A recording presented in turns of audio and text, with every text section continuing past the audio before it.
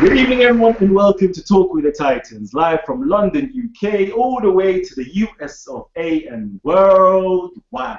I'm your host, Kalam, and this is Talk with the Titans. On tonight's show, we have the Grand Sheik of the Moor Science Temple of America in the studio today. It's the one and only, our beloved brother, Lord Abba. Islam, Moor. Islam, beloved. All right. I know you've got a fantastic presentation in store for us. You're going to be busting, or should I say mutilating, the black myth. We're going to be going into the Moab, the lineage of the Moab, and the remedies for us in the West today. So I can't wait to get into this presentation. And you never know, I may just ask you them sneaky questions. Everybody wants to know what's going on with this Imam Bashir and Lord Abba beef. I don't know what it is, but we need to get more of that information. Definitely. All right, first I want to say that I rise giving all praise to Allah and the highest of honors to His holy and divine prophet, Noble Drew Ali. I extend those honors to the harbinger and forerunner, Marcus Mosiah Garvey. I extend honors to all true and divine prophets. I extend honors to all messengers and freedom fighters who was sent to us here in the West, and I extend honors to you all, for when man honors man, he honors his father, God of Islam. If you wanted to start off with any questions, if you wanted me to just jump into the Bashir situation, I can do that. Whichever way you want to start it, let's roll. Okay. Well, real quick announcement. For those who are new to Talk with the Titans, a little bit about us. Talk with the Titans was birthed out of the idea that the intellectual giants, the titans of the community, should have a organized platform to present, discuss, and debate critical information affecting our community, proposed by you, our audience, the community out there. So if you have any title that you want to see on the studios, just let me know and I'll make it happen for you. Let me think right about now. Imam Bashir has been getting on, crawling up people's nerves, should I say. So I want to know, what is it between you and Imam Bashir? Where did this start? Where did this whole, controversy between you two start, actually? Well, Bashir has been on this particular type of tirade, if you will, for some years now. I've schooled Bashir on several different occasions about what it is that we teach and how we teach it, etc. And the brother, he keeps, every year or so, he keeps dredging up the same arguments that I've already debunked. He would make claims that Noble Drew Ali was influenced by the teachings of Mirza Ghulam Ahmed. I'll say, well, just give me the proof. There's no need to theoreticize about a thing and then try to present it to a people as if it is right and exact information when you know that it is not. Say that Noble Drew Ali uses the Ahmadi version or translation of the great Quran of Mecca, and this is just not true. Prophet Noble Drew Ali came on the scene with the first English translation of the Quran of Mecca, Quran of Muhammad as we also call it, which was done by a man named George Sale. I believe that was the 1700s. So, a lot of the claims that Bashir made, I've addressed them over and over and over again. And when I look at it now, in the level that I'm on at this point as a sheik in this movement, I liken the brother unto a child that is crying and screaming out for attention. And, for years I've engaged the brother. I never tried to talk down or talk condescending to the brother. I said, well, I'm right here. Let's build. I've come to his blog talk shows to have discussions. He has crashed my blog talk shows before with the same sectarian nonsense. At this point, it's beneath me, and I really won't address him any further. So that's it on Bashir. He can finish doing what he wants to do on his House of Consciousness show with Sarnetta And I pray that he has success, because he can't shake what we teach at all. That's right. That's right. I gotta say, peace to the brother Imam Bashir. Salam to you as well. Because I know you're doing your thing. I have to respect it. I saw him go up against, our mighty brother from the Amara squad, Anka Kek, and there was a whole conversation of evolution, whether African thought or African philosophy adhered to the concept of evolution or not.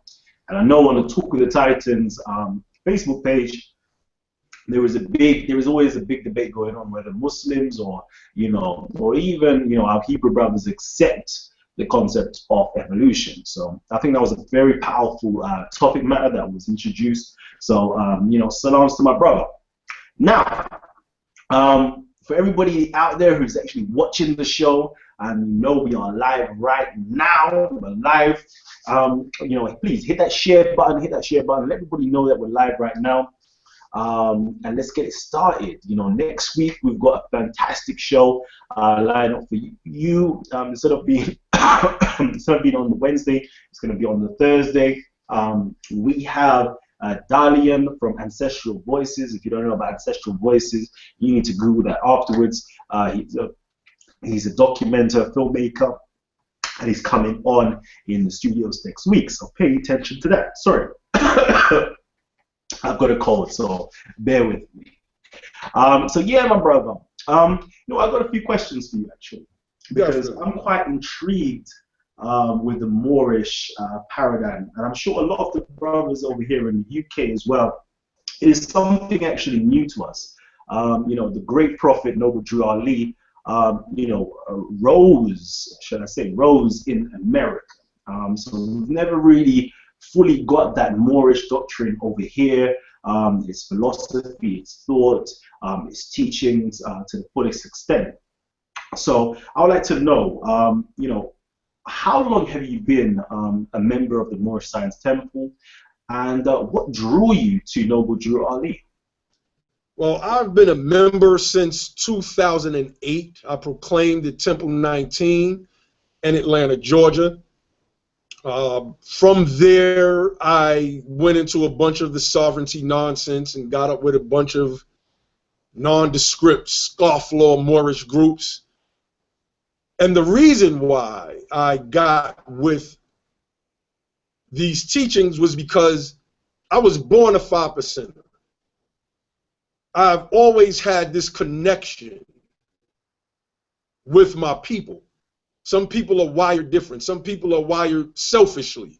They're thinking all about themselves. But I've always had this connection with my people and trying to find a way to pull them up out of the deplorable conditions that we have now. Even as a brother that ran the streets hard, in the streets of Far Rockaway, Queens, New York, I would still I would still study, still trying to figure out ways. Even though I was in the midst of doing some of these things, I always knew that I would be an integral and instrumental part in uplifting fallen humanity. And so I always was seeking for that which would bring our people up out of this miserable state. And one of the early knocks on me was that, Lord Abba was a 5%er. He studied the teachings of Elijah Muhammad in the Nation of Islam. He was also a Nuwapian. He studied the Nupu science. Now he's a Moorish scientist. Tomorrow he's going to be a Hebrew Israelite, and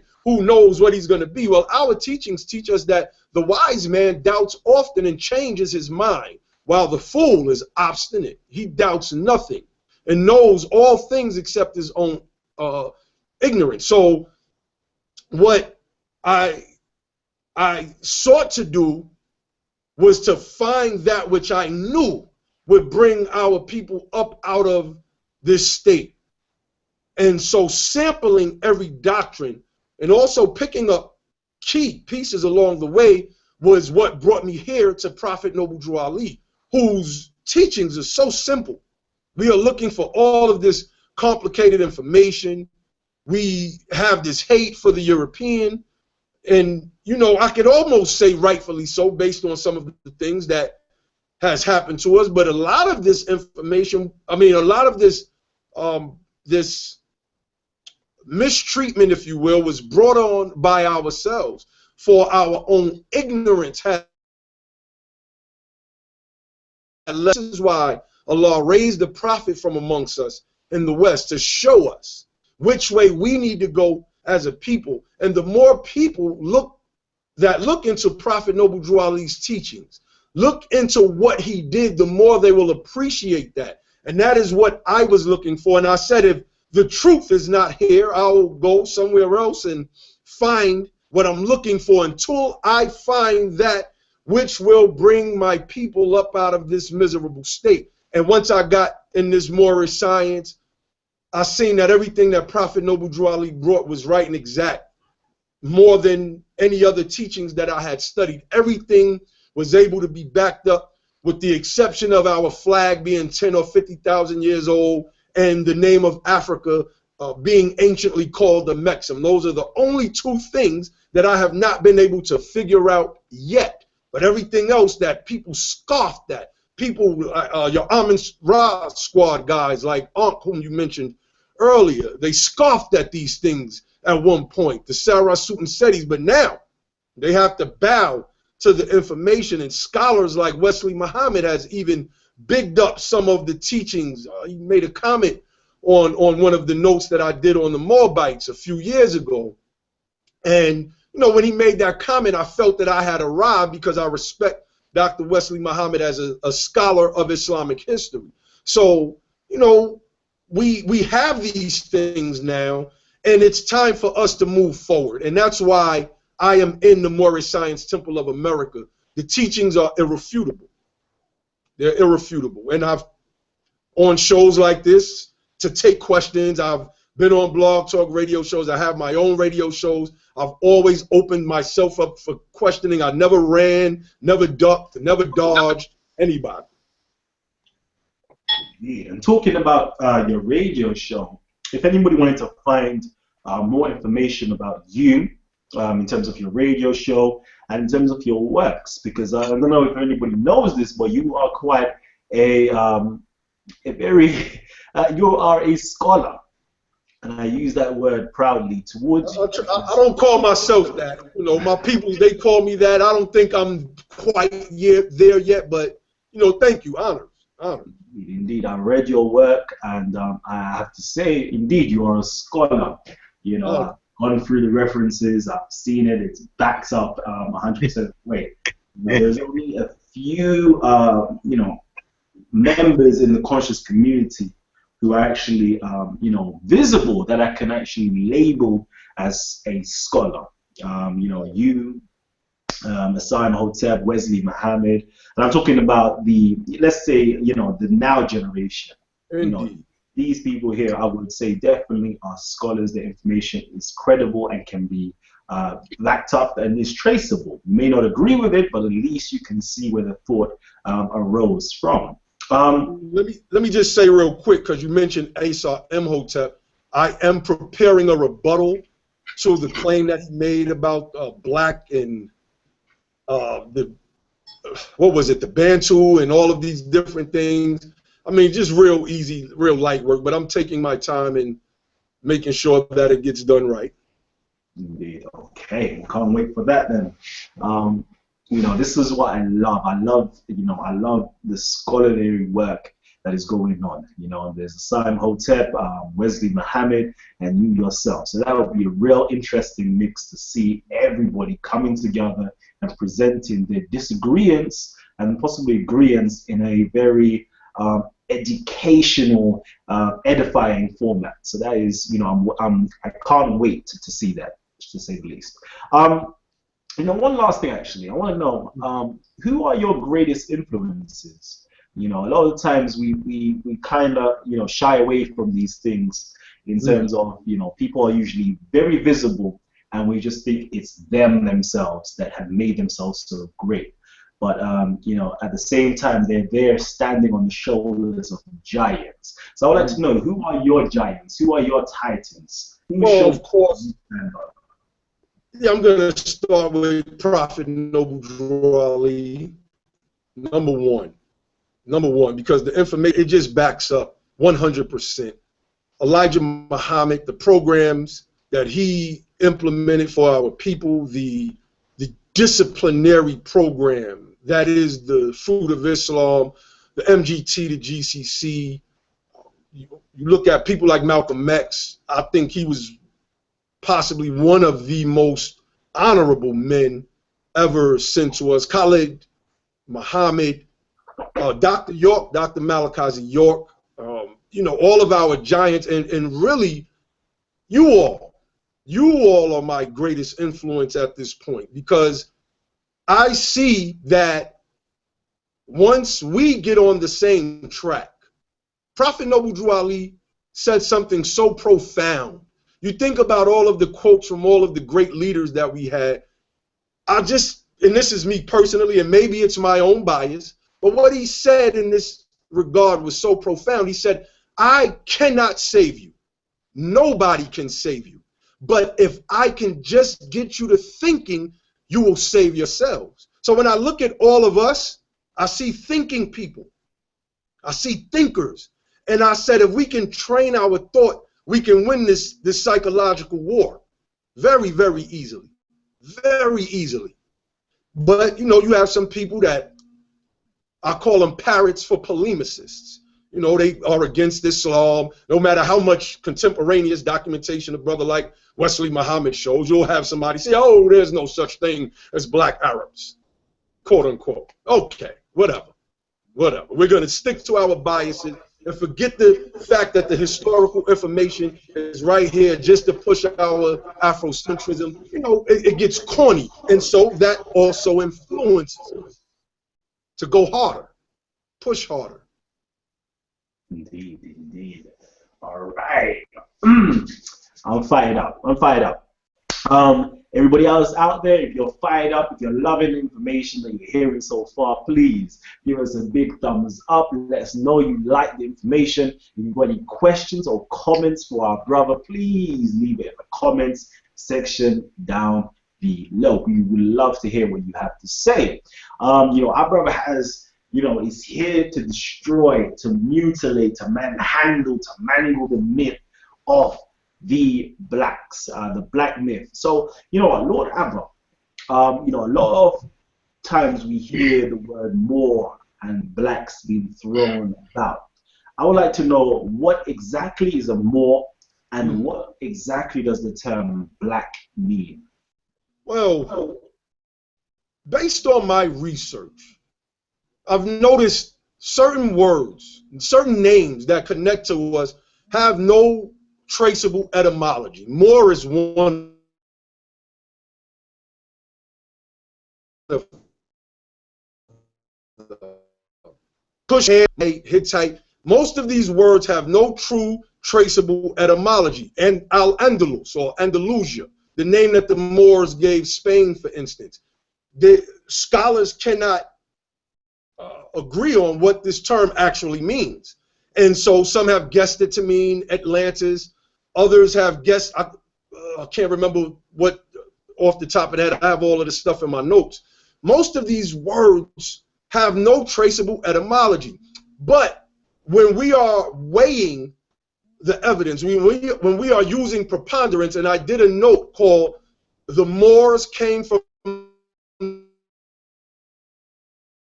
the Sacred Mount Meru." I'll put it up there as I rebutted if the claim, if you can. And I have connected the name Meru with the name Moor. And it was always a theory of mine. When I first seen paper together, it meshed. And I still presented it as theory because we can't find the direct etymological trace. So it is my belief that Moor is the oldest ethnic term for our branch of the human race, being the progenitors of all humanity. Now, black. I mean, I'm looking at you right now, brother. You have a black shirt on, as I do. Your goatee is black. I can see your eyelashes, your eyebrows. are black. I'm looking at the Britannica encyclopedias that you have next to you. They are black with gold inscriptions. I believe that's gold. So I can clearly see and distinguish your skin tone, just like Ankh. I'm looking at Ankh right now. His skin tone is not black at all, and neither is mine. So when Noble Drew Ali taught that the act of calling us these names was an act of European psychology, and I'm going to pull this up in a slide. And when we look at the name Negro, when we find the earliest sources, we see that this name Negro was a name used by Moors who lived in Europe, Rome to be exact. And it was used to signify four-legged beasts. It was used to signify dirty swamp water, if you will, things that were low of character. Somehow, the Europeans came and called us by this name. You look at the word moros, for instance. Many people say Moor means black. I have a video on my YouTube channel, Lord Abba 9, debunking Runoko Rashidi's claim that the word Moor anciently means black. When we cannot recognize the difference between a cognate and the origin of a word, then what are we doing? We are literally trying to deceive people so that we can push our paradigm, which is what Asar Imhotep did with that black piece that he did and said that black means the shining ones, etc., as if that is the intent of what these Europeans who labeled us this particular label meant. And that's just not what it is. So, and I want to touch on that in the slide as well. So when we say black according to science means death, well, when we look at it for what it is and we understand that it is a social caste or a social class and not a skin tone, because I am looking at you right now, beloved, it would be psychosis on the part of me to look at your olive tone skin and call it black. That would mean that my mind is tricking my own eyes. And that would mean also that I am suffering from a mental illness, hence psychosis. So when we wonder what is wrong with our people, we have to look at how do we view the world? How do we view ourselves? And we view ourselves something or by someone else's view of us. The Christians call, well, the black man a devil. He called the black man a devil. He equated black with devil. This is why the word moros comes to mean black in the late classical Greek antiquity, when you have the Ptolemaic dynasties merging with Judaic thought. And the people of Judea, they were the ones who started this black means evil thing. And I have a note on the website, www.morissciencetemple.org. We are not black people analyzing the socio-political construct of blackness, I believe it's called. I changed the title up, so I may be off. But it's right on the website, www.morissciencetemple.org. We can philosophize. I don't know if that's a word. We can try to science it up. But the fact of the matter is, we're not a black people. We're just not a black people. And I'm willing to have this debate, not just on paper, but to have it live, because the only thing I have to do is hold up a black object like the shirt that you have on right now and say, prove that you're a black person. And the debate is over. Because now you got to start talking about a whole bunch of other nonsense that makes absolutely no sense. Wow. Wow, wow, wow, wow, wow. Okay. The truth is simple. The truth is very simple. It's not complicated. I don't have to be a linguistics major to to spit the truth. I mean, let me say this. I am a brother that grew up in the streets of Far Rockaway, Queens, Hamels Projects, just as gritty and grimy as the next gritty, grimy dude in Far Rockaway. I'm here because Allah wanted me here, necessitated that I be here to help spread this message so that we can pull ourselves up, that there's no more leaders coming for us. They have already came and laid the foundational work for us to walk on. If you're a scholar, then get in your scholarly lane, because you do not have the wherewithal to help run a government. The only thing you're good for is research. Every nation needs that. But it is not the main component of the nation. No, what happened to government? You can't tell me about ancient Egypt. Ancient Egypt had a governing system. It had a president.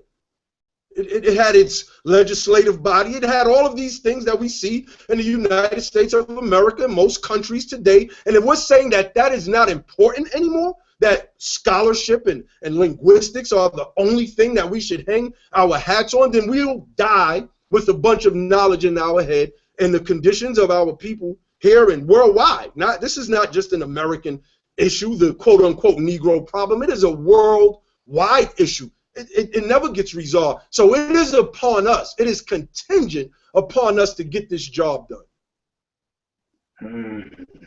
Powerful, powerful, powerful. You see what? You know what?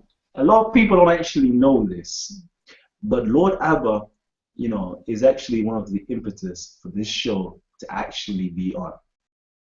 I'm saying this to you now. If you don't know this, Lord Abba is actually, you know, one of the catalysts for this show being on. I'm not too sure if he actually remembers, not the first time we actually dialogued, but the first time I put forward the proposal of Talk with the Titans, him and another brother.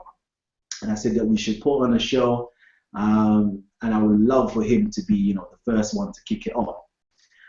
You know, so it's a wonderful feeling to finally have this brother inside the studios on Talk with the Titans, because he was one of the first Titans that really caught my attention. So I have to say Islam to my brother Lord Abba. Islam. You know, and this conversation, it goes back, you know, it goes back quite a few months. I don't know if you remember it, but you know, there was a few messages online. This particular conversation goes back to, but I'll holler you back and I'll let you know. Indeed. All right, so you know what, you've got the presentation for us. So let me just quickly load it up. Okay. I'm gonna try to get through it real quick and, you know, just run through some of these points, and the main point that I want to get at right now is the Moabite part, because that is very, very important. And we'll get to it. We'll get to it. Tell me when you're ready for me to go. Okay, so do you want to go straight into the Moabites or from the beginning of the presentation? Just let's run it. Okay, you know what? Let's run it from the Moabites. I wanted to get into the myth of blackness, and I want people to understand where. All right, let's just start from the beginning, because I really want people, even if we don't get to the Moabite part now, I just want people to understand where we're coming from, because they really don't have an understanding. They try to use philosophy in the face of and cut it. And the people that do this have a great influence, and it causes us not to work together. It causes people to say, oh, that brother Lord Abba is crazy. Okay, well, I have works right here that you can peer review yourself. If it's crazy, write rebuttals up to it. Don't just tell your audience that brother is crazy, and then, you know what I'm saying, because then that makes them not want to build. I know what it is that you teach because I studied it.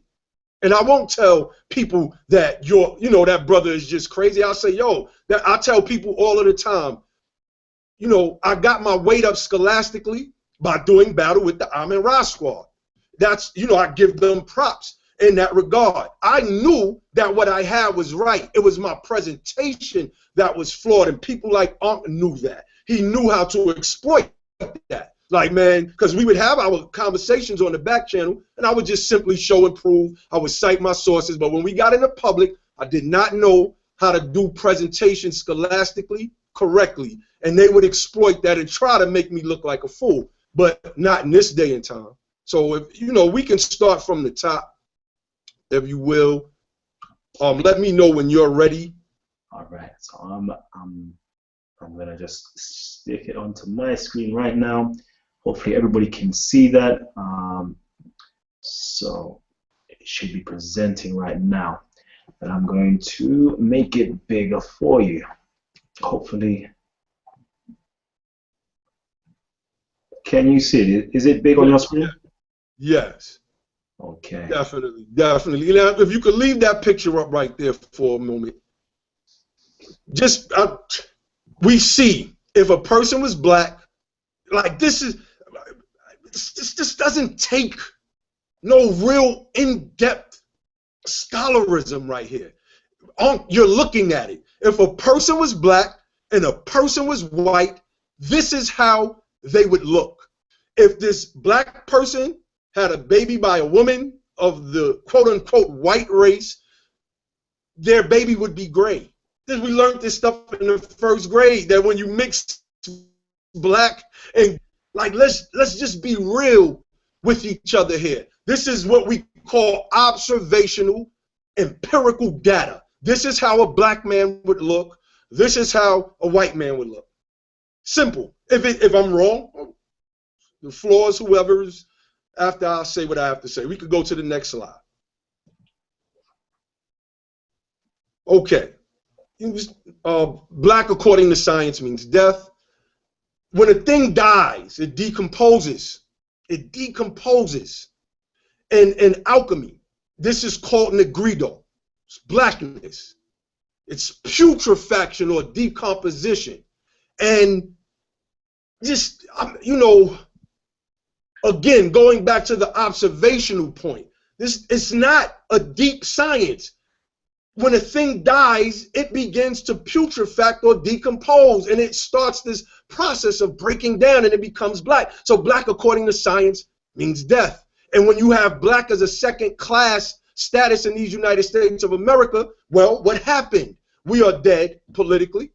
We are dead economically. We are dead socially. We are dead nominally. We are dead on so many different levels. We have no rights that are respected by the European upper class, and this is why they are shooting our people and things of that nature, and why we're killing each other, because we have a deep-seated hate for what we think that we are. When we look in the mirror, we hate what we see, and that causes us to hate our brother because we have this veil of disillusion placed over our face. So you could go to the next slide. You went back to the beginning. I don't know if you see that, Brother Kalam. You there? Yeah, I'm here. Can you not see it? Is it not on necrosis? Yes. Say that again? It's not on necrosis, is it? On your screen? No, I don't see it on necrosis. I see it on... Yeah, I don't see it on necrosis. Hold on, let me see. Okay. I can see it. I see it. I just see negrito, but I don't see it on necrosis. I can see everything, yo. You can see it? All right, well, look, I'm just... You see necrosis? Yeah, I see necrosis from the Greek. Okay, well, we're going to keep it moving. Again, necrosis, meaning dead, death. The stage or act of dying, the act of killing, is a form of cell injury that results in the premature death of cells and living tissue. If you go to the next slide, you're going to see how necrosis looked. It blackens. It is putrefaction on a live thing. You go to the next slide, you see a man, or a female rather, she has necrosis of the breast where the skin and the tissue has died. If a person was black, they would look like that all over. This is dead tissue. Black, according to science, means death. You go to the next slide, you see necrosis has set into this person's foot, and you know it looks black, you know, coupled with the blood that you see. And you can look at the previous pictures. You go to the next slide, you see a woman who's suffering from a form of lupus, and she has these black blotches on her face. And what is going on is that the skin cells in her face are dying. So, and you can clearly distinguish her what we call lighter olive tone skin, her brownish, tannish skin, from these black markings on her face, as if somebody took shoe polish. And what this is dead skin. So you cannot be living and you cannot be dead at the same exact time. There's an impossibility. And this is why we rail against this terminology and say that black, according to science means death. It is simple. It is not rocket science. It doesn't take a whole bunch of metaphysical, metaphoric, or linguistic breakdowns. All it takes is observation. Next slide. You know, they get on us. Why do Moors use this term white? Well, we don't use the term white. That's those other groups of Moors, the Taj Tariq Beys and all of them talking about Moors are the original white man. The Moorish Science Temple of America doesn't teach that at all. And those that know. People like Bashir, I've told him this dozens of times, and he will still come on and make the same claim. So let's go to what Prophet Noble Drew Ali taught us in the questionnaire. It says, what title does Satan give himself? Answer, God. The next question, can you define white? Well, white means purity, and purity means God, and God means the ruler of the land. There's no white people. You just take a white sheet of paper and walk up to any European that you know their skin tone is not going to match up with white. It is a socio-political status in the same way that blackness is. There's no white people. So what the European did was take the title of God. And this Yoruba, I brought this up at the debate with Ali Muhammad. The Yoruba god Obatala and the company of gods are called the white gods. Why would the Yoruba call their gods white gods? Because it's not ethnic. It has no ethnic sense to the definition at all. It just means purity. That's it. That's what the prophet says. White means purity. Purity means God, and God means the ruler of the land. This is simple stuff, people. Simple. Okay. Theodore Allen's book. Next slide. The Invention of the White Race. He has a video up on YouTube. You people, pull the video up. Theodore W. Allen, a European man. He's speaking about how the white race was invented, that there was no such race called white people. Just wasn't. They invented it. And go to the next slide. Let's read. The Invention of the White Race, Value 1, Racial Oppression and Social Control. The key word there is social control. When the first Africans arrived in Virginia in 1619, there were no white people there. Nor, according to the colonial records, would there be for another 60 years. Historical debate about the origin of racial slavery has focused on the status of the Negro in 17th century Virginia and Maryland. However, as Ted Allen argues in this magisterial work, what needs to be studied is the transformation of English, Scottish, Irish, and other European colonists from their various statuses as servants, tenants, planters, or merchants into a single new all-inclusive status, that of whites. This is the key of the paradox of American history, of a democracy resting on race assumptions. People, this is not deep. We don't have to go back 6,000 years. We can just go back a few hundred years and see how all of these things play and the social implications of why the things that are happening with our people now. From the book, go to the next slide. Forgive me, I don't have the page number on here. I snatched these from my debate slide from Ali Muhammad from a year ago. It says, Theodore Allen, after about 1680, taking the colonies as a whole, a new term appeared, white. Next slide. I'm just running through these things because I want you all to look them up for yourselves and not reject the information just because you want to say, oh, the Moors is crazy. Like, that's the way you do your scholarship, just to say people are crazy because you disagree with them? That's corny, people. That is absolutely corny. You have no gripes with us because we can back up everything we teach if you listen and then show how it will work for us today. That's what this whole thing, that's why I fight. That's why I engage. People say, why you be on Facebook fighting and doing all of these different things with the...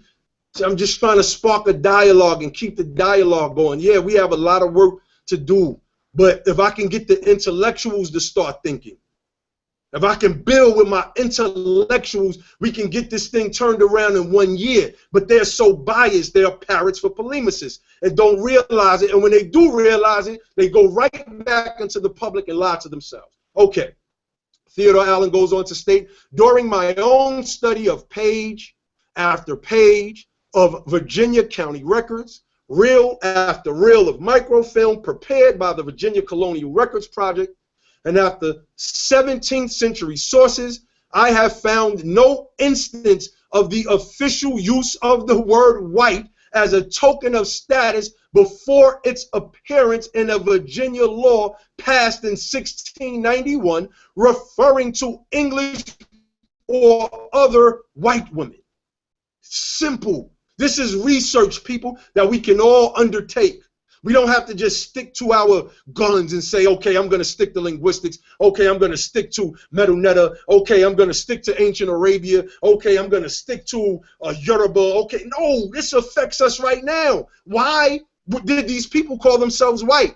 And why were we labeled black? Noble Drew Ali said this was an act of European psychology. So what you call what you call white supremacy, we call European psychology. It is a psychological war. They call themselves, no, they don't call themselves. They call us the minority. They never say we're the majority. They never say majorities across the nation do this, but they will say minorities across the nation struggle with this or struggle with that. Let us just use common sense, people. That's all this thing is about, is common sense, and that's what I pride myself on. I'm not, and one of my Moors get on me for saying this all the time, but I'm going to say it. I'm just not that deep. I'm sorry. I'm not that deep. But common sense? Nah. We can skip the next slide, Kalam, and go to where there's a book cover. It says Free Blacks of Lynchburg, Virginia, 1805 to 1865.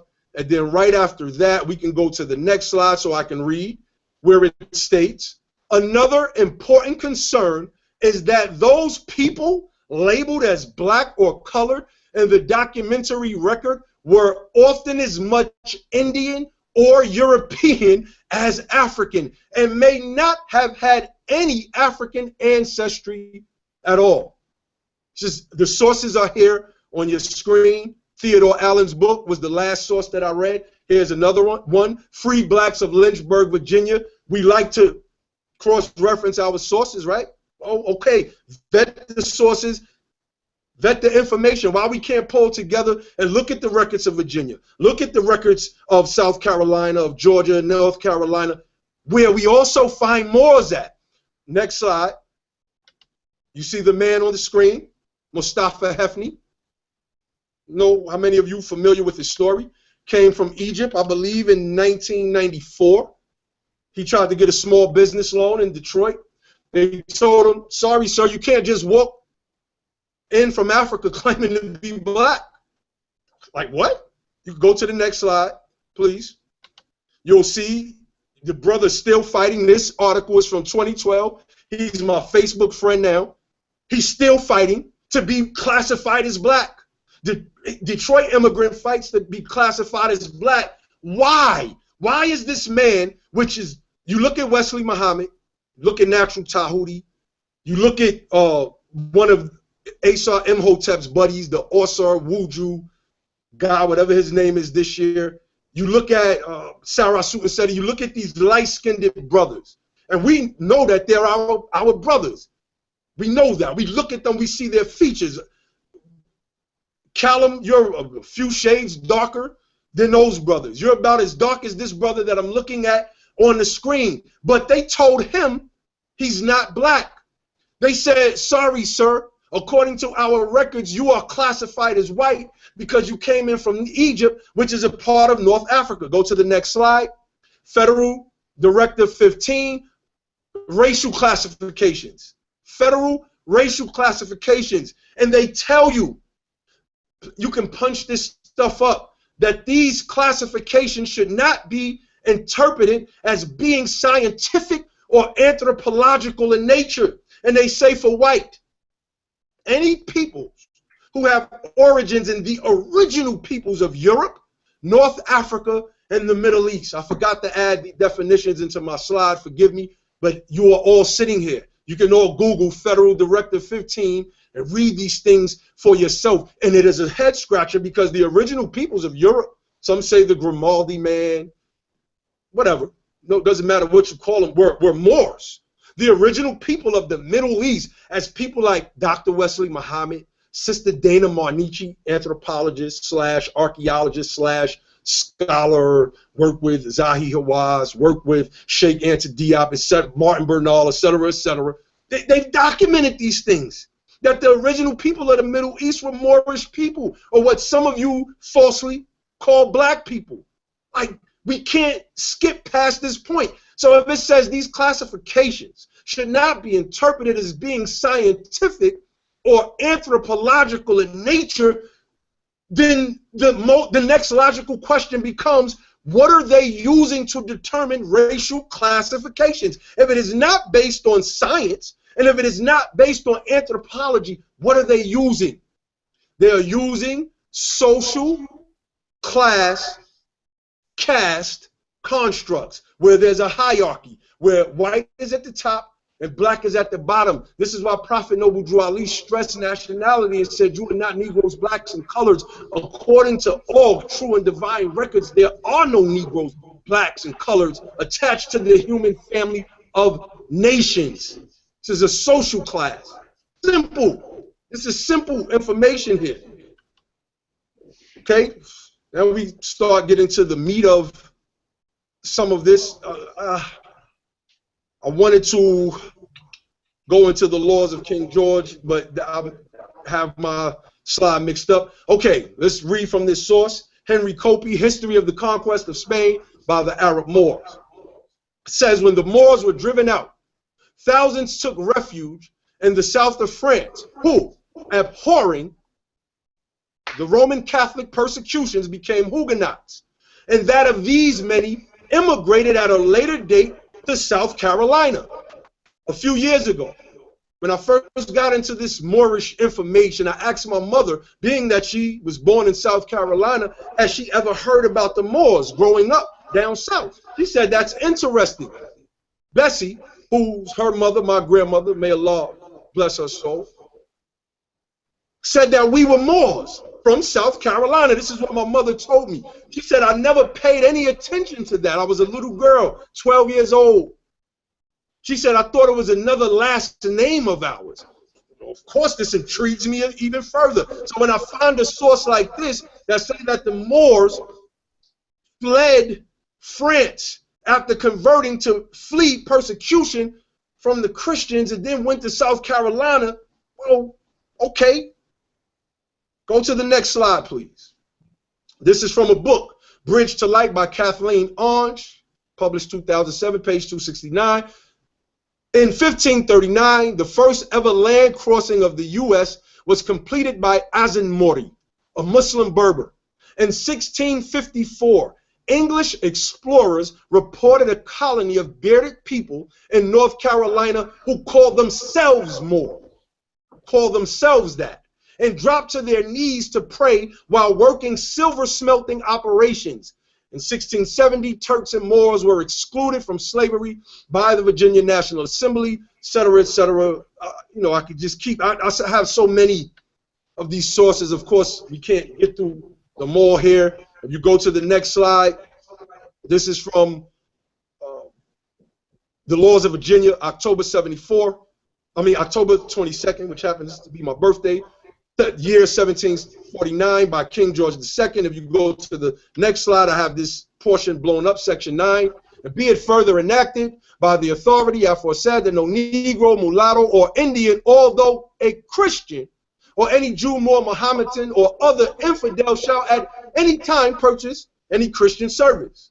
Dame dash, pause. Pause.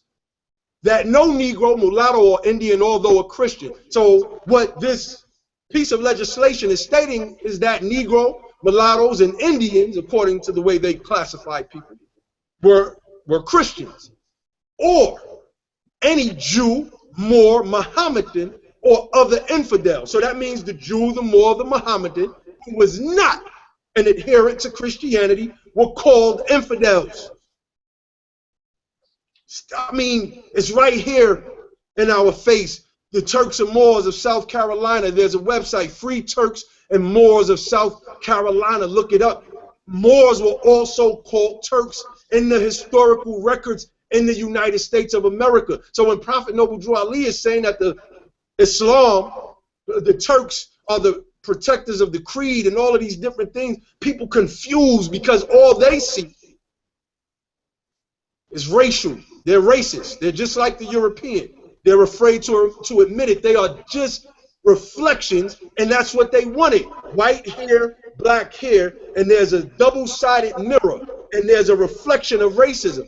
What did the Nation of Islam do? It sought to create a hierarchy by putting black at the top and white at the bottom of this scale. Again, we have this mirror. So we got to the point where we stopped looking at people as nations of people and started looking at people as social class, as a perception of skin tone. And this is just not right and exact. Next slide.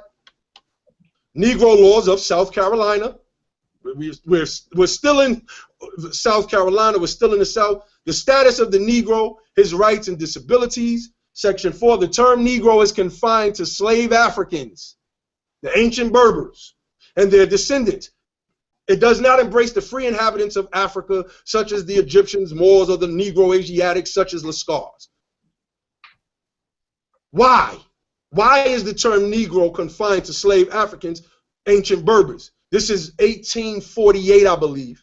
1848. You can look this up for yourselves and find the information for yourselves. It's not complicated, people. This is simple right here. If you want to understand how to get out of the problems, we have to understand the problem. These were the people that converted to Christianity. As I just read in the previous slide, the Negro.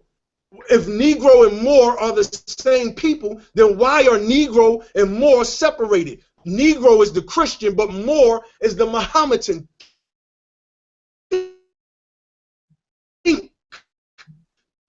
People, this is why the nationality couple of them under the laws of the great Quran of Muhammad, love, truth, peace, freedom, and justice. Think, people. This is simple science. Simple. Simple mathematics. 1 + 1 does equal 2. Next slide. Now we start getting into the meat of what I wanted to speak about. This is from the Europeans' Bible, and it's their Bible. You know, I don't mean to offend my Hebrew Israelite brothers, but it is what it is, and I'm willing to have the discussion with any of you. We can come on, talk with the Titans. Brother Kalam, I've been calling Brother Tazar out for a long time so that we can have this discussion, because it's vital. It's not prudent to say, no, we're not Moabites, and that's it. Well, where's your proof? Well, let's get into this thing. There shall be no more praise of Moab and Heshbon, and they have devised evil against it. Come, and let us cut it off from being a nation. Also thou shalt be cut down, O madman. The sword shall pursue thee. And wherever they seen us at, they pursued us. I want you to go to the next slide real quick, where you see the red. Try to rush through this. I don't know how we're looking on time on your end, because we started a little late, so I want to get through this. Prophet Noble Drew Ali says, this is why the nationality of the Moors was taken away from them in 1774. Taken away from them. And now we have this biblical provision. Come, let us cut Moab off from being a nation. Next slide, please. Let us define nation. This is the legal definition of nation out of Black's Law Dictionary. This is not a European definition. This is a worldwide definition, because our people have a problem. Everything is European. Oh, you're using these white man sources. Huh? What are you talking about? A definition is a definition. That just absolutely makes no sense. You call them your God. That's why you call them white supremacists.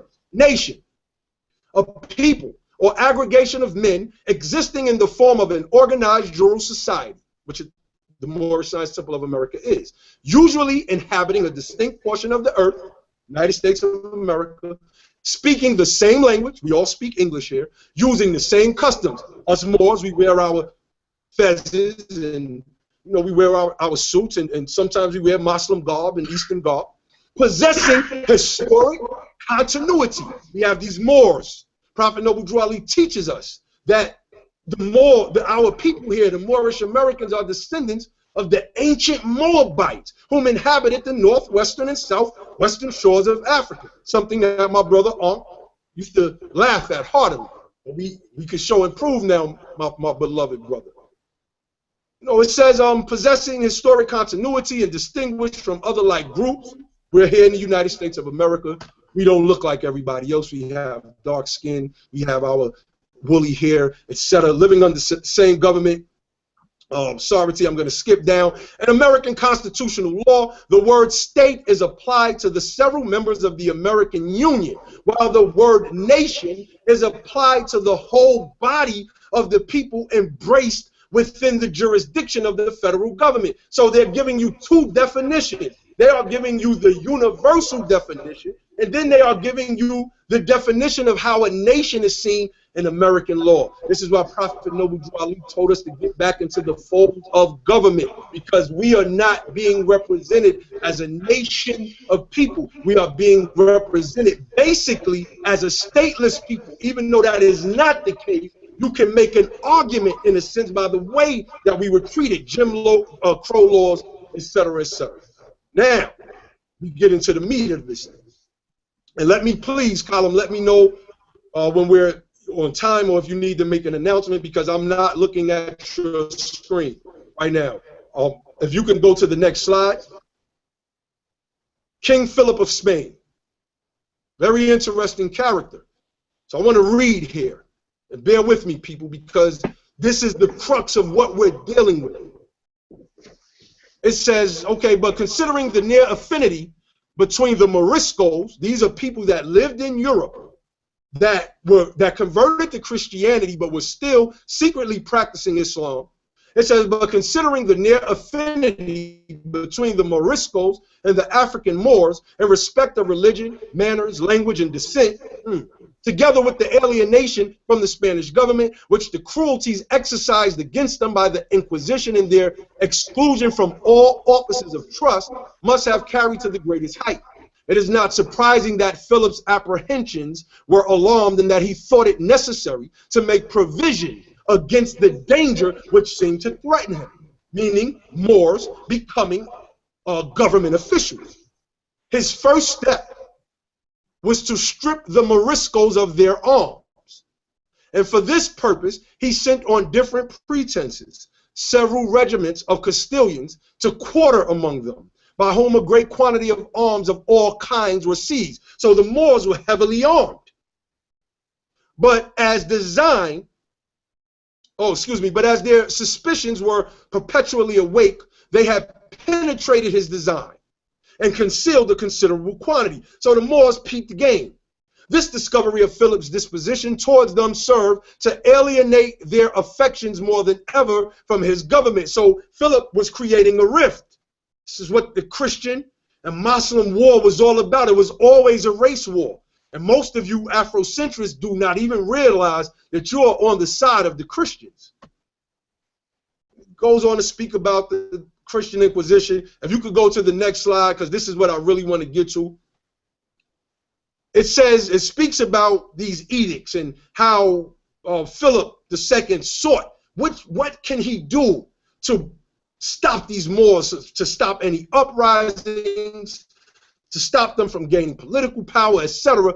I want you to all pay attention to this, because the same thing happened in these days and times, and we're going to prove it. It says, okay, and agreeably to the advice of these men, he soon afterwards published an edict which contained the following prohibitions and denounced death in case of disobedience, that henceforth the Moriscos shall lay aside their native language, dress, and peculiar customs. Remember what I just read about nation, the legal definition. And in future, adopt those of the inhabitants of Castile, that they shall no longer take Moorish names or surnames. Now we're Johnson and Henry and Williamson, right here in the United States of America. But such as are generally used in Spain, that they shall bear none of those symbols about them by which the disciples of Muhammad are distinguished.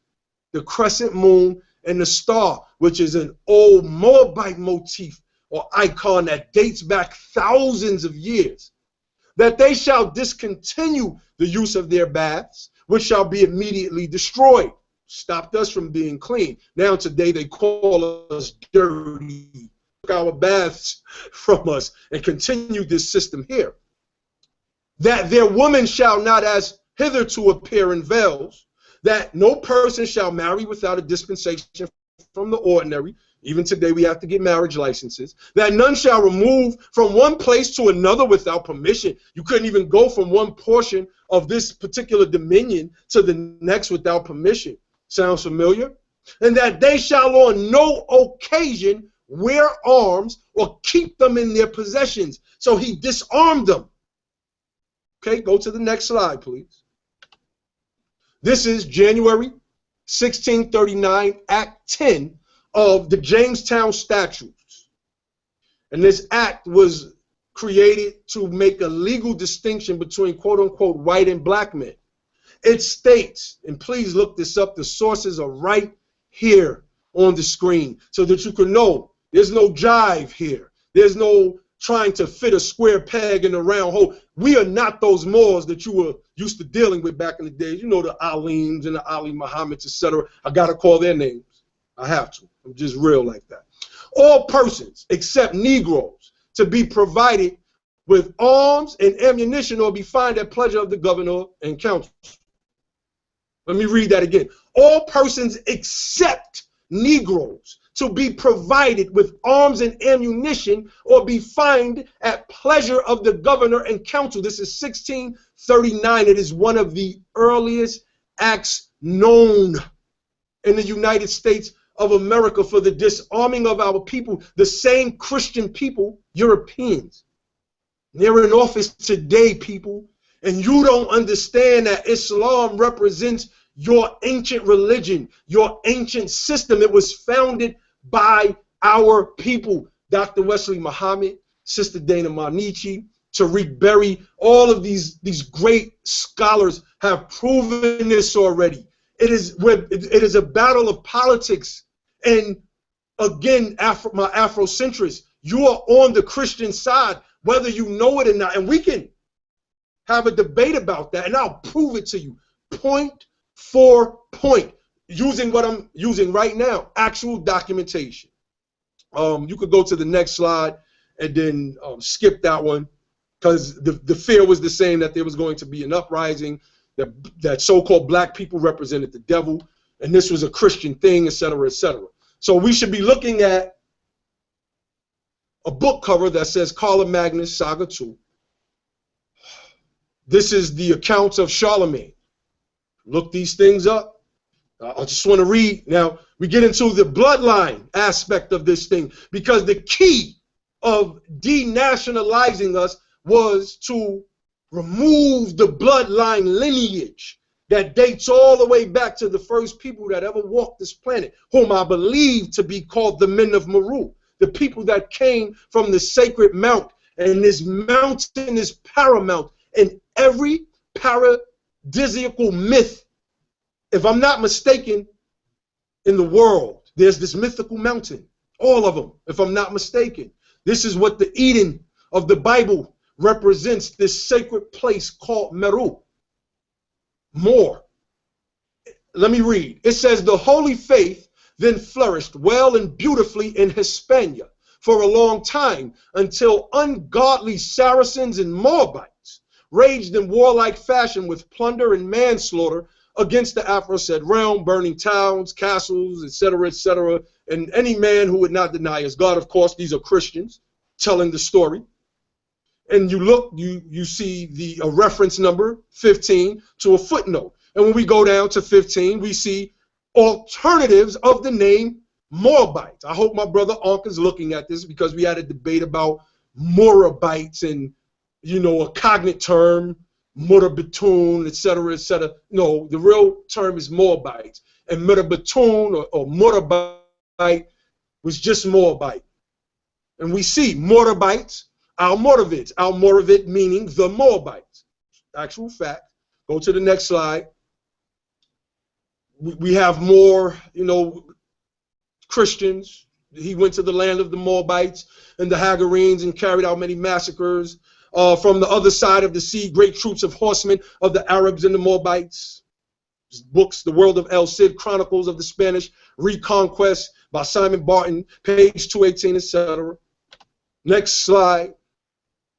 Let me bore y'all with the details. Because these are historical records. Again, after which Charles returned to France, whither he was soon followed by Aguilondis, to the head of his army of Saracens, Moors, Moabites, Ethiopians, Parthians, Africans, Persians, among whom to be observed Tadaphinus or Texaphinus. Well, he was the king of the Moabites, the king of the Moors at that time. Next slide. Barbarians, this is from a book, The Medieval State Essays, presented to James Campbell by John Robert Madicott, David Michael Palliser, James Campbell, and most of these individuals I have vetted also to make sure that they were qualified to speak on what it is that they're speaking on, and you all can do the exact same thing.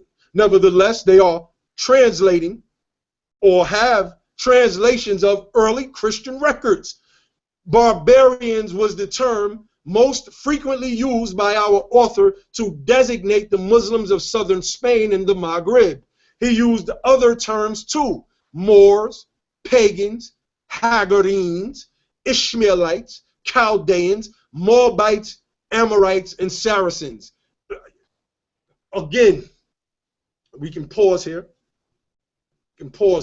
Matter of fact, I'm sorry, go to the next slide. Then we'll pause, because I want to get through this one, because this is one of the most tellings. This is from a book called The Victors and the Vanquished, Christians and Muslims of Catalonia and Aragon, from the years 1050 to 1300, published 2004 by Brian A. Catlos, page 67. It states, when the native Muslims of Al-Andalus rose up in rebellion against the Almoravids in the middle of the 12th century, their animosity was of such fervor that it provoked comment in Castilian Chronicles. I want to pause here. You had these Moors. I've heard brothers, and I call all of our people Moors, that cite, oh, these Moors were having homosexual encounters in Spain with the... no, you're wrong. These were the Hagarenes, the people that we call Arabians today. This is why the Almoravids came in. This is why they came in. They saw the practices of these people sullying the name of Islam and the Prophet Muhammad. Please review Dr. Wesley's Muhammad, critical, seminal works called, it's a YouTube documentary, or lecture, excuse me, called Beyond Bilal, Islam, Africans' Other Stolen Legacy, where he breaks down such points where quote-unquote black Islam is being drowned out by quote-unquote white Islam, the Islam that we have today. And so it's that we let all of these Europeans come and take everything from us. Egypt, they took Sumeria from us, they took everything, and then they took Islam from us, until, of course, Prophet Noble Drew Ali came back upon these shores and returned it and said, Islam is yours. That is why you don't recognize it. Meaning they take everything from you, and then you just go, ah, now we're left trying to prove who the people on the monuments are against Eurocentric races, and we got so caught up in that we didn't understand the political fight that was going on. So let me continue. It says, with dramatic license, one such chronicle gave voice to Andalusi discontent. Quote, the Moabites eat of the fat of the land of our properties. They carry off gold and silver from us, oppress our wives and children. Therefore, let us fight them and kill them and cast off their domination from us. End quote. The recognition of this distinction was no mere literary conceit, and translated into practical terms in the surrender document of Tudela in the year 1115, which admitted the difference between local Muslims and Almoravites. Quote, the same distinction was made at Tortosa, where the Christian powers promised, quote, and if the Almoravids do any ill to the Christians who are among them in our, or in the lands, excuse me, the men of Tortosa will not do any ill on that account, end quote. The next question of logic then becomes, and I'm going to pause, and Brother Kalam after this, and let you say any announcements or anything, any questions, because I have more slides that we can definitely get into. The next question to my Hebrew Israelite brothers. First and foremost, why would these European Christians call these Moors Moabites? This is critical. This is critical. Some have said, doing some debates with Nuwapians, they said, oh, they just chose to call them one of the biblical names. So you mean out of every name that we find in the Bible, because most of the names don't originate in the Bible, they're just copied there. For whatever reason, people blindly believe that every name in the Bible originates in the Bible. This is just craziness and shows shallow research from shallow-minded people. Why did they call these Moors Moabites? Why?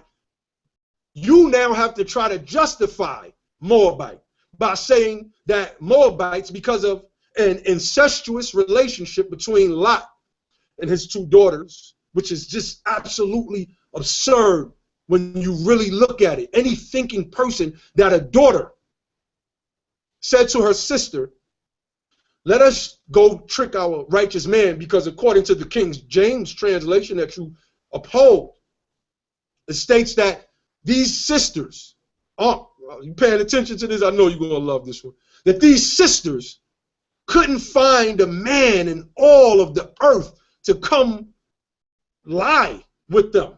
They what? Are you kidding me? You trying to? I grew up in the hood. I've been to some crazy places. You know, I mean, look, and forgive me if this is going to be lower self. I mean, I done laid with some gruesome ones. I done laid with some fat ones. I'm just being honest. Let's be honest. But these two women say that no men in all of the earth can we find to come in unto us. So let us trick our father and get him drunk, so that we may preserve our seed. And so the younger one tricked their father to drink wine. I thought Lot was a righteous man.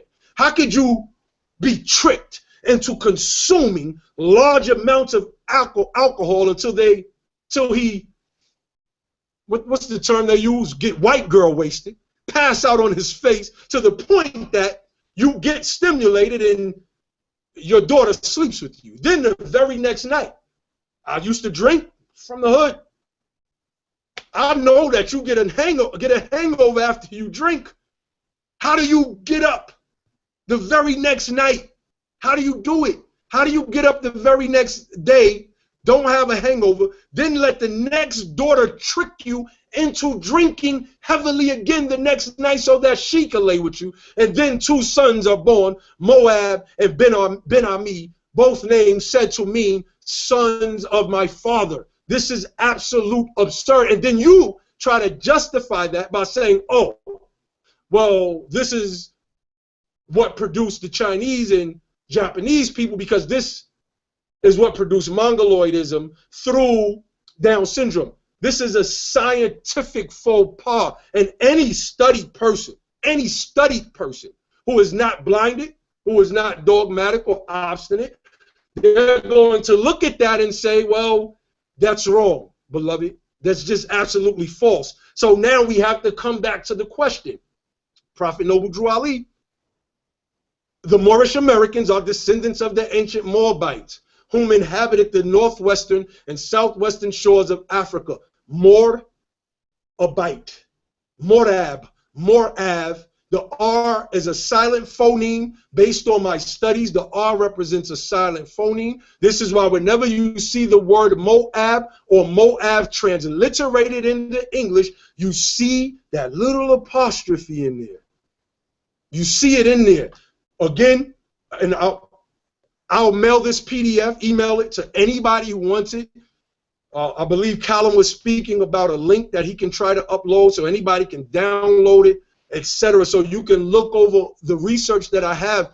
Just come back and refute it. That's all. I don't care if it's Afrocentrics or if it's Hebrew Israelites. And when you can't refute it, guerrilla Hebrew, you know you can't, and you still are trying to hold to this false notion. Brother Tazar Ak, well, let's have the discussion, beloved, because if the Hebrew Israelites have what I need to uplift my people, I'm going to be there. If Afrocentrism have what I need, because this is bigger than me, I have a direct connection with all of my people. That's why I fight with you all. That's why I don't mind getting dirty. My people, you know, they scoff at me for that. But you know, it is what it is. It is what it is. So, Brother Kalam, if you are ready to take any questions, I see Ankh sitting there. But please, I'm ready to answer any questions Ankh has at this point. Wow. Let me just get the mic onto me right now. What I'm going to say is, wow. If anybody is watching this and they are not amazed by the information that has come through the lips of our brother, I don't know what's wrong with you. This brother is phenomenal. I'm going to say this right now. Listen, you know what? Lord Abba has a talent, an absolute talent to marry, you know, very heavy duty scholarly information and merge it with his passion to make that information come alive, to pop out at you on the screens. So I don't know if you felt that power, that fire just emanating from our brother, his passion and his ability to back up every single thing that he has been saying all throughout the night so far. It is incredible. I'm just looking at the sources. I'm just on myself, just writing down in my notes every single little thing he's saying, making notes of everything he's saying. I think after this video is finished, please rewind this video, rewatch it, gather the notes. Please search up on Amazon, search up on Google Books, whatever it takes, and go and read this information. This is incredible. I personally never knew, you know, about the demarcation of the Moors, the Indians, the Mohammedans, etc. You know, in you know, American legals, in the American legal system. So this is incredible information that the brother is bringing out. The brother has brought information about, you know, whites. You know, it's not like, well, whites and blacks is not actually a scientific or racial terminology, but it's more of a social, political, you know, hierarchy to say, to put the whites at the top and the blacks, you know, literally having next to no rights at all, stripped of their, you know, right to bear arms. You know, so this is amazing information that our brother has given to us. If anybody has any questions or any comments for our brother, please just type it into the YouTube comment section down below, and I'm going to make sure I ask him all the questions that I can. Wow, oh my gosh, you know what, it's only now I'm being able to check the YouTube comments and I can see it's going, you know, it's going on and on and on. So there's about 100, at least hundreds of comments that I have to actually read right now. So I'm just going to break it up. And if anybody on the panel actually has any questions for the brother whilst I actually go through and read these comments to ask, please ask our brother right now. So everybody's silent. Everybody's silent. So you know what? I ain't silent. Okay. My brother Ankh isn't silent. But before I go to Ankh, there is actually a question from our brother Isa. Man, as soon as I get on here, you ran, Abba. That's crazy, Ab. Okay. Ankh, you know better. Moor. My mic, you run, disappear. The great Moor is gone. 1 second, let me just quickly read out this question. So yeah, we've got a question here from Isa. I don't think he's available to speak right now, but he's left me a message on Facebook. It says, please forward this question over to Lord Abba. Is there a way of teaching the legalistic benefits of nationality without including the Moorish history? Well, you know, if you go back, and I hope the brother is listening, Islam, beloved, if you go back and look at the legal definition for nationality, one of the key components is having a historic continuity. Let us understand the implication of that. 1948, the British mandate for Palestine was agreed upon by the United Nations. You know, and the United Nations was formed by these parties because they wanted to set Israel up in some kind of way, and some conspiracy theorists say the whole Hitler thing was set up and Hitler was really a Jew and was a part of the conspiracy. I'm not going to go there right now. But one of the things that these people who call themselves Jews, they're not, Judah is where you get the name Jew from. And I have some slides, if we can possibly get to later, I will show that the people of Judah were Moors. This is just an actual fact. And they use the Bible as their justification of expelling the people from the land. And people really don't understand that. They claim that this was the ancient land that was given to Abraham, given that Joshua conquered, and this is how they were able to take that land, and they were able to use the Bible. Now, this may sound crazy, but we can use the Bible because the Moabites are in the Bible. So if I had no other sources but one, let's just say historically, I can say, well, Moabites are in the Bible. And if we're taking the Moabites on face value biblically, because that's the only way we can take the Moabites and most of the accounts and the stories on face value, like talking snakes. You know, I'm not trying to diss the Bible. I hope nobody misinterprets that. I'm just saying that some of those stories are allegories told to give origins of people. The Bible is, if you ask me, one of the most excellent sources to show ancient relationships. But how these people came about, the Bible invents the story, like the Moabite story that I just told you. So legally, when our divine constitution and bylaws state that the Moorish Americans are descendants of the ancient Moabites, let us deal with whom inhabited the northwestern and southwestern shores of Africa. Well, those are the same people that came over here. They came over here. Abba II came over with 3,000 ships in the 1300s, established communities. When the Spaniards came in the 1500s, they captured a group of natives in South America, and they noticed that the natives had some Moors bound. They had Moors bound up and tied up. So I'll paraphrase the quote. It says, where did you get the Negroes from? And the people, the natives said, oh, they live in a place not too far from here, and we are constantly at war with them. Prophet Noble Drew Ali was quoted as saying the Moors lived up and down the Mississippi. See, when we understand that when the people come and politically dominates a place and sets up rules and structure, the only thing that you are forced to do is either leave or play within those rules. And this is why the Christian kingdom under Philip II was able to do what they did. But now we get the United States Constitution. Pay attention, people. Now we get the United States Constitution, of which Noble Drew Ali called one of the greatest documents of all time. Of course, this perplexed me at first. I didn't understand what he meant. But under this Constitution, well, now you can't denationalize us. You can talk to 3/5 of a social people, but you can't talk to 3/5 of a national people. You have to deal with the nationals in the same way you deal with the Italian Americans, and the same way you deal with the Mexican Americans, and the same way you deal with Nigerian Americans or Liberian Americans. So nationality in its legal sense is something that has to be applicable. I want to give one more quick example. At the 2012 Democratic National Convention, Villarosa, I believe is his name, the mayor of Los Angeles, I believe, correct me if I'm wrong, anybody, he was the chairman there. And the question was on the table because the people there represent delegates. And it was about a recognition of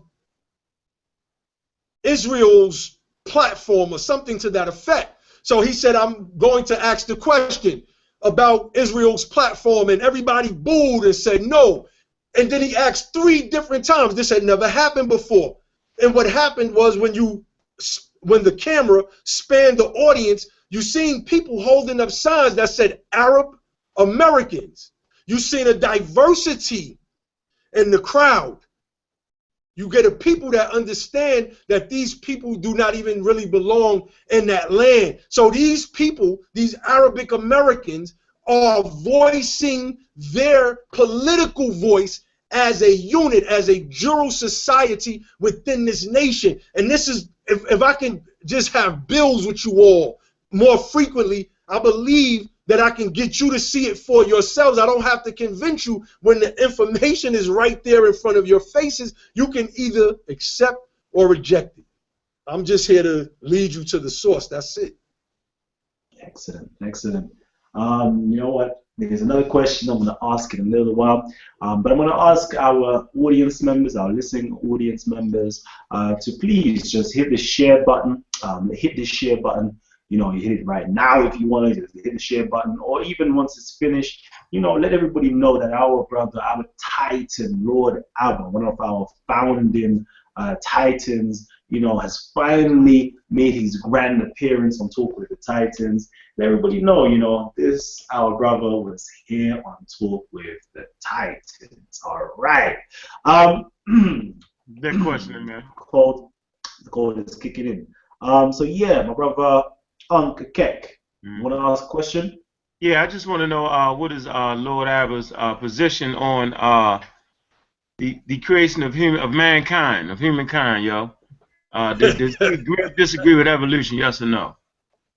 No. First and foremost, I do not disagree with evolution, because if I bottleneck evolution into human evolution and then say I disagree with that, then I'm a fool, because we can see evolution in plants, we can see evolution in different animals, but my lessons say, let me get this off. My lessons say, you know, there's a conversation. You know about this in our lessons. You told me your stories about, you know, being in prison with a brother that knew the whole Quran verbatim, and you know the controversy about the Aquarian gospel of Jesus the Christ.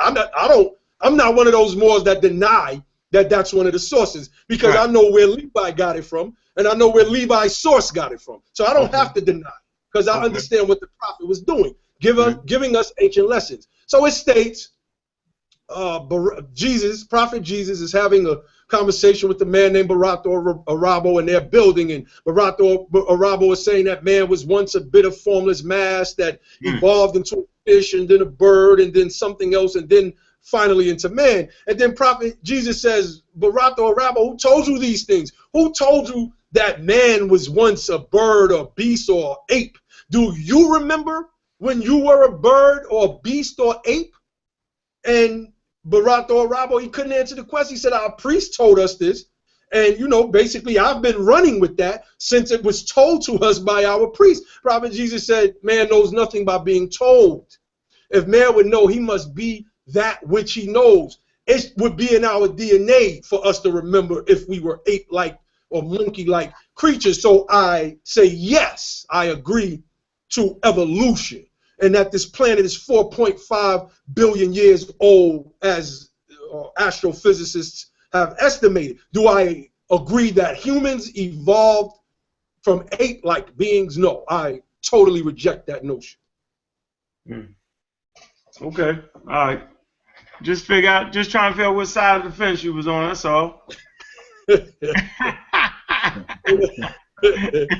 Hey, yo, man, you a crazy dude, man. I love you, real talk.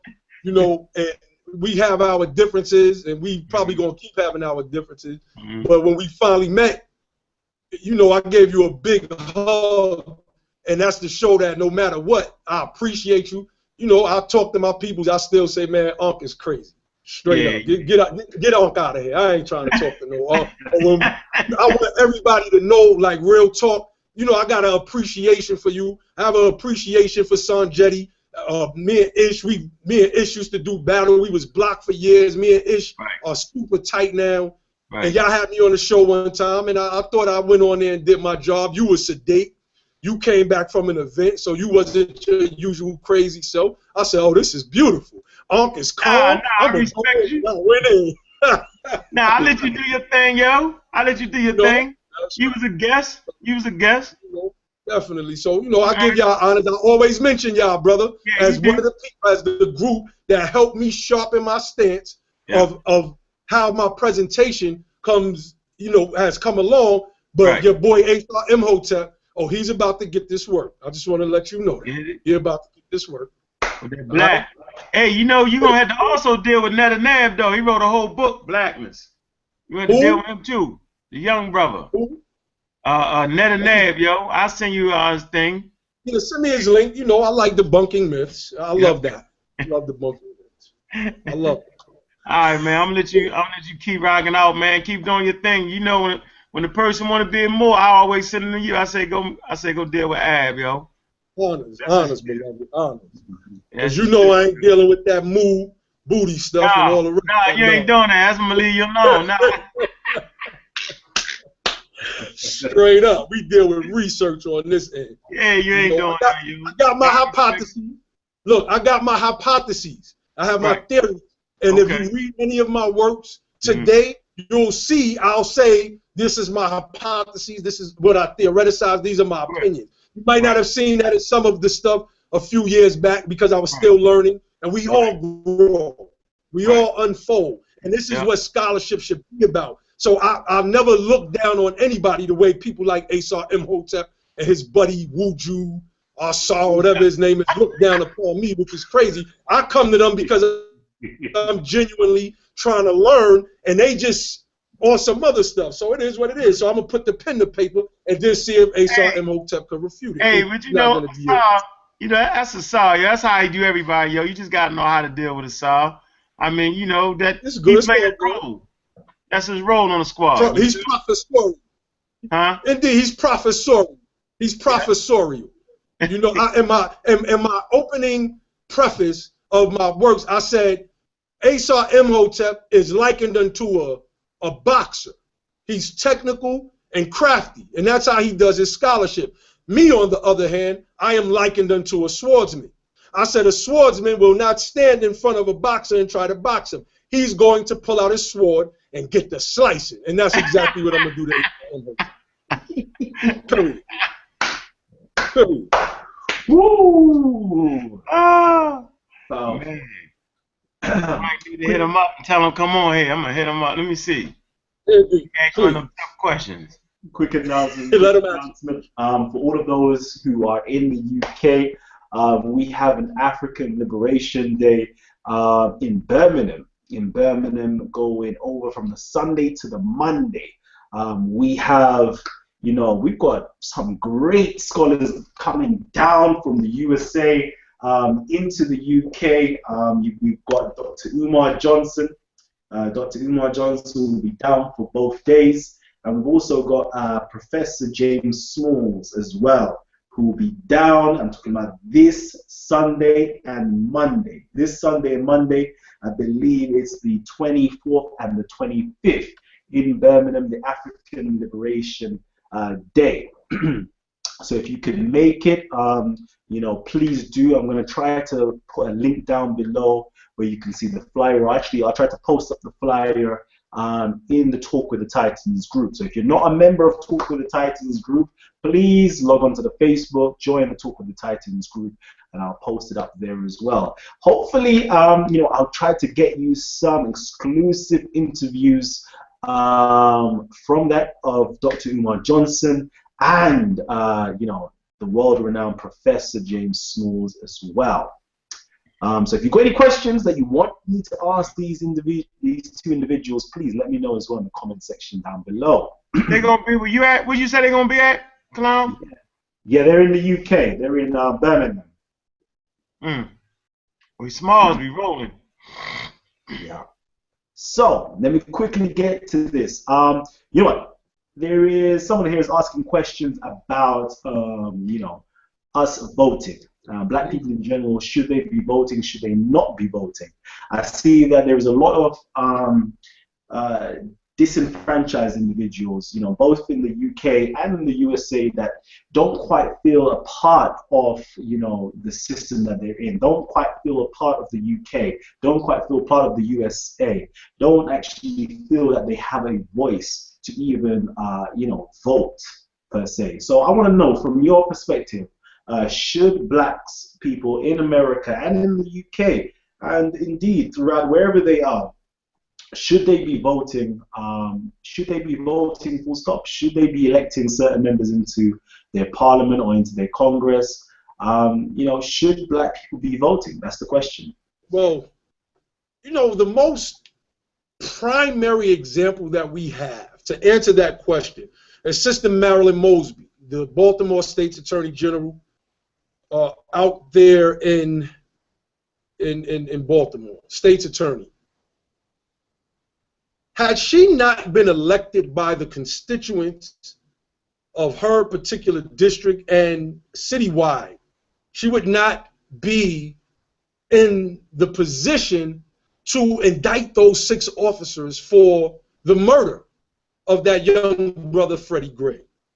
I believe that alone answers our question. Now, I want to go back to Prophet Noble Drew Ali, of course, because he led the way in so many different ways, but after him we went into all of this anti-government stuff, and it's led us nowhere. We followed the pattern of men that led us nowhere. Prophet Noble Drew Ali formed the first real voting bloc of our people. I want everybody to understand this. In Chicago, 3,000 people, and we got 3,000 in one voting block in one city today. With the populations that we have in our inner cities, that would be great. Could you imagine in Chicago, Illinois, in 1928 to get 3,000 people? And I believe some numbers estimate that it was 10,000 people statewide, Illinois proper. They were able to elect Louis B. Anderson. They were able to elect Oscar the Priest. The picture is in the slide. I wouldn't even burden Kalam with going all the way down to the PowerPoint to show that picture, where these men are sitting next to Prophet Noble Drew Ali. Oscar the Priest is on one side, Louis B. Anderson is on one side, you have a judge in the front row, you have the State's Attorney General in the front row, you got the Prophet just sitting there chilling. Like, this is what power looks like. And if you just follow my footsteps, you will have power. Also, the Prophet taught that if we don't vote, then we become political slaves. We become belated beasts of burden. We become subject to the whims of the racists and the bigots who hold these offices. I want you to think for a moment, people, and this may sound weird to some of you because your minds have been programmed a certain type of way. Minds used to be. So it would have sounded weird to me 8 years ago.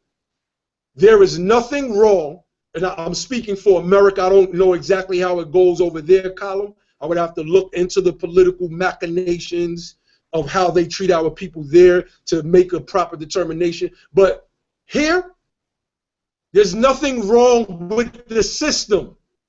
Let me repeat that again, because we grew up on that. The system is against us. The system is against us. No, the system is perfect. The system is perfect. There's something wrong with the bigots and the racists who keep getting elected into these seats of power. That's the problem. The second problem is that they broke us down with voter suppression in the early 1900s. They're doing it now. So we don't feel that voting will do anything. We don't understand that if I ran, okay, you got these people that are against politics. I don't know how much of y'all know me or know about me. What are you going to say about me, though? That I'm going to be a sellout for the quote-unquote white man, a bootlicker? Y'all know that that's not going to be the case. If I ran for president or mayor or governor or district, whatever, and guess what I'll be able to do? I will be able to bring remedy to the district, because that's what these people do in local politics. They will have a state budget. They will have $20,000 and $30,000 surpluses that are earmarked for a certain. Well, the surpluses are not earmarked for anything. They call it pork. Once they meet the quotas of issuing the monies that fix the bridges, these highway issues with these craters that are popping up, et cetera, then they give these $20,000 and $30,000 to projects that their cousin runs over in the next county, which takes away these quote-unquote Negroes or niggers ain't vote for me. Why would I do anything for them? Why not enhance this library that's already beautiful by adding these great big statues of our European Columbus and hero? We got it. Noble Drew Ali, again, I want to repeat. He said, I cannot save you. Nobody can save you. That's key in and of itself. He said, but if I can just get you to thinking, you will save yourselves. So if we go out there and become political powerhouses, these people will bow to our will. Here are examples. After Noble Drew Ali, Frederick Turner L. He was a Moor in New York. Anybody that's familiar with the brother Jamil Muhammad Shabazz, he's always involved in the conscious circles. That's his grandfather, excuse me. He ran New York. He controlled the politics. He moved it was either Massachusetts or Connecticut to a European neighborhood. The Europeans, we don't want these Negroes here. When they realized the power that these Moors had as a voting bloc, as a nation, the governor himself came down and said, leave these people alone. Another example is Father Divine. He got locked up for, I believe it was 3 or 4 years. Some people say he started studying the teachings of Prophet Noble Drew Ali. He came out, he stopped calling people Negroes. He understood the importance of linking ourselves into the Constitution, and he created a voting bloc. And the European politicians, they bent down and kissed his shoes. Imagine there's 43 million of us. Just imagine if we have 43 million people. Who thought of this? Tupac. We look at Tupac as a great revolutionary. Some of you die-hard RBG people out there, pull up Tupac's interview with Monster Cody, and you're going to see where Tupac is saying we need to have political power. Let's start throwing block parties every week. And once we gather so many people, we're going to start registering them to vote. Doesn't matter if they're Democrat, Republican, Independent. He said, I don't care. Once we register them, we're going to march to the mayor's office. He said, that's power. Then in another interview when he came home from jail, he said, I was sitting there in a cell. I said, wow, I have 5 million cells. Start thinking, that's 5 million votes. Why are none of these politicians coming to check for me? These are Tupac's own words. He said, I'm going to start a political party. God willing, I'm living the next 4 years. He said it's going to be black people, Mexicans, all you Spanish, all you lost tribe mother effers, all of the this ones and that ones. He said, he understood the concept. So if one of our diehard, we could call them RBG, freedom fighters understood this, why can't you? And this is what we teach.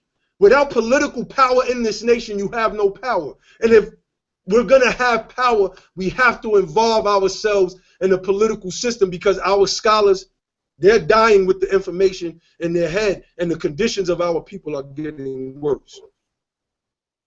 Wow. Powerful information right there. My brother, you've actually motivated me. I think I need to get up on my politics, start reading up on my political works. I'm looking into my library right now. I'm trying to find my political books, my my law books right about now. Where's my what's it called? Leviathan by something Hobbes. Thomas Hobbes. I know exactly what you're talking about. I'm up old game. My Adam Smith, come on, Wealth of the Nations. Wealth of the Nations, that's right. I have that as well.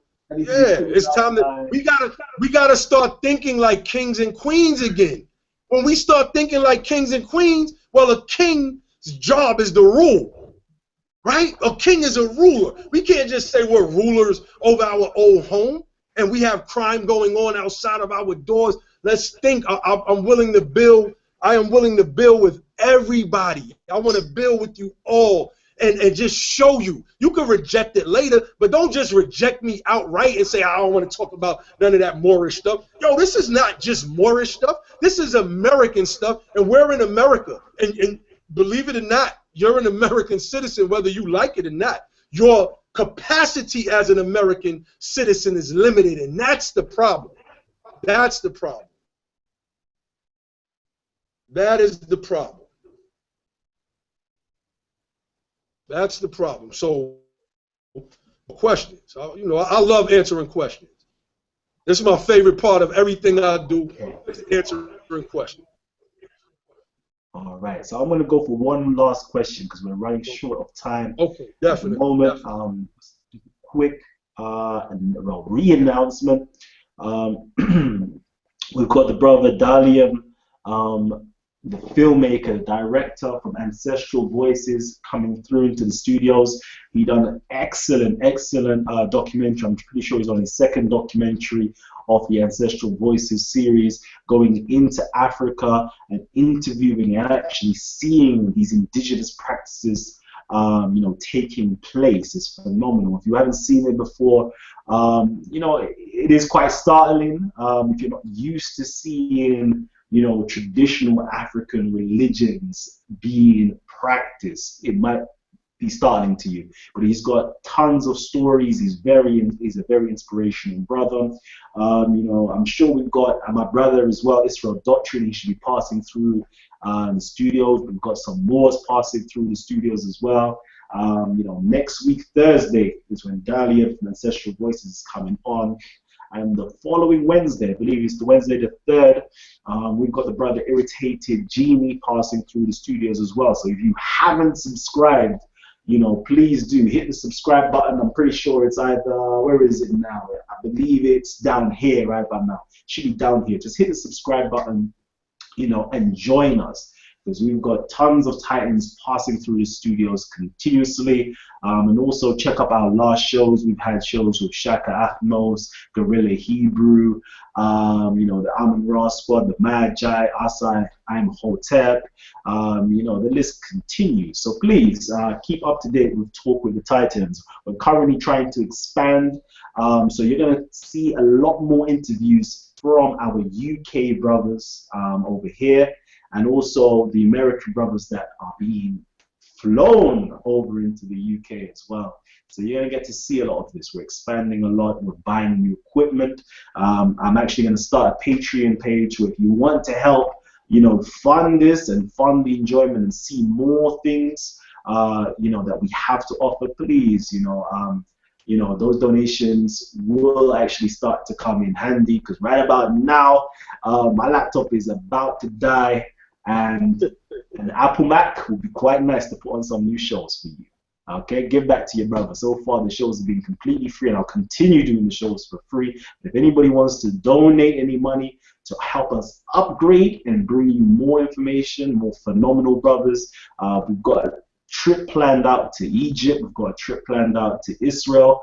You know, so if you would like to come along, and if you would like to, you know, see these great interviews from the Black Arabs that are there, the indigenous Black Arabs that are out there, the indigenous Hebrews that are out there as well, please, you know, your donations will come in handy to be able to give to them as well. So if you've got any clothes that you would like to offer or anything like that, any types of donations like that, please, we're trying to send back a whole barrel over into Israel to those brothers and sisters. I would like to get involved in that. I want my temple to get involved with that, so I want to build with you on that, you know, off air, of course, and I definitely want to be involved in that.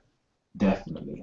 We'll, you know, so we're gonna, you know, if anybody else is actually interested, just hit me up on the Facebook, Kalam SPEL. And then we can, you know, dialogue about this further and see what types of plans and actions that we could put in place. So yeah, real quickly, let me just jump into the questions. I want to get one of the last questions in because we're literally running out of time. So where are we here? 50-star flag has nothing. Okay. Should black people should the rule of law break down all over the world with all of our divisions, limited resources? Okay, birth certificates. Okay, that sounds like a good one. We've got a brother here, I believe it's a brother called Yao Hamisi Heru Shango, and he says here, Lord Abba, please speak on birth certificates, slavery, and America as a corporation. Okay, America is not a corporation, first and foremost, and we're going to have a page on our website, www.moorishsciencetemple.org, breaking down exactly what is being said when you're reading that United States Code. America is not a corporation. A company, because that's what they're really. A corporation is a body of people. Then that's everything. Every group, everything would be a corporation in that regard. So what they really mean is a company. It's just not that. We're going to break that down. Birth certificates. We all, I know I have, once thought that the birth certificate was one of the documents that enslaved us. You know, that it was being traded on the stock market. How much truth to these things are right and exact at this point right now? To be honest with you, it's hard to say. And now I have chalked most of it up to spookism. What the problem I do have with the birth certificate is based on the racial classifications that were given earlier. Because if I list black on the birth certificate, then I admit that I am a second-class person in this nation to whatever degree. And this is proven by the fact that slave states, quote-unquote former slave states, if the Voting Rights Act expired, was last signed in 2006, they have to sign it every 25 years, which shows that you don't have full rights as a citizen to even vote if this type of act has to be established. If you were a full citizen, the prophet said by you being born here don't make you a citizen, then you wouldn't need the Voting Rights Act. You would have the same rights as the European and any other national or citizen on his land, and national and citizen basically means the same thing. A national can refer to Mexican, American, etc. So that's my problem with the birth certificate. It is not what we thought it was. It is not a contract.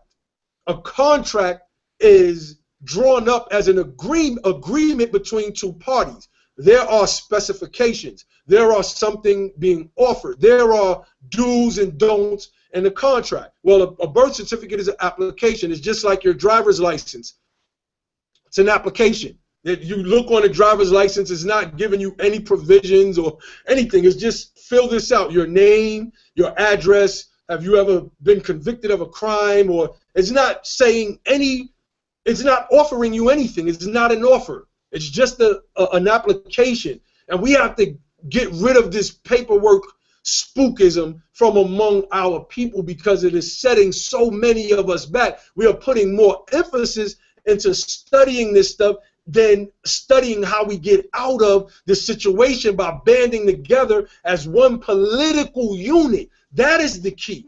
Then we have the legislative power and the political power to change black and Negro and colored on the record for good. So now we're not ever viewed again as second-class citizens. We got to start thinking in this capacity. If not, we're spinning our wheels in mud going nowhere. And we think we're driving because we keep stepping on the gas, but we're stuck. And we're running out of gas. Next thing you know, you break down, you're stuck, you've alienated your family, you've alienated your friends with all of this strange talk, you stop working, you stop providing for your family, you're in a hole with the IRS, etc., and I speak from experience, so I know what works and what doesn't. Thank you, my brother, Lord Abba, for bringing sensibility into the conversation, because I know a lot of us, getting into this information, getting into the free man of the land information, the birth certificates, being part of a corporation, etc., etc., etc. We do tend to get spooked out and not actually see what can you practically do with that information. So that was really well done. Unfortunately, we've come to the end of the show right now. I'm thinking about actually doing an after show special, so if you would like to have an after show special, just let me know in the comment section down below, or just hit me up in the Talk with the Titans Facebook group. And if you would like to have an extension, I definitely will post you up, you know, the Hangouts link so you can join our brother Lord Abba and ask him any further questions. So if we've got enough responses, then I'll definitely add that to the selection. Also, we're going to actually try to put down below in the description box the PDF format or the slides for the PowerPoint. So if you want to have the PowerPoints, we're going to try to get that up for you as well. Yes. My brother Lord Abba, if you've got any last closing remarks or any great projects that you have coming up in the future, you want to let our audience members know, please, now is the time. Yes, June 6th. First, I want to say honors to you, brother, for having me on. Finally. You know, honors. I have a lecture in Dallas, Texas on June 6th. If you are in that region, please come out and hear the message. It's basically the same thing that I'm saying right now, but we're going to just be a little bit more detailed. And I believe in us. I believe in us as a people. I really, really believe in us. Some of my people call me a hopeless naive. And I can't help it because I really believe that we can do it. And we're thinking reasonable people. We can see what's right. And we can see what's wrong. And we can't keep sticking to a wrong thing. It's just like what we spoke about, the practicality and the applicability of the birth certificate and the free man of the land. We see that stuff is not working. Let it go. So if there's other things that we're doing that's not working, let it go. Guess what? If you're a scholar, if you're a researcher, I just presented enough information. A brother like Asar Imhotep, instead of fighting me and prefacing every comment with this was before Islam or Christianity ever came into, like, that's corny.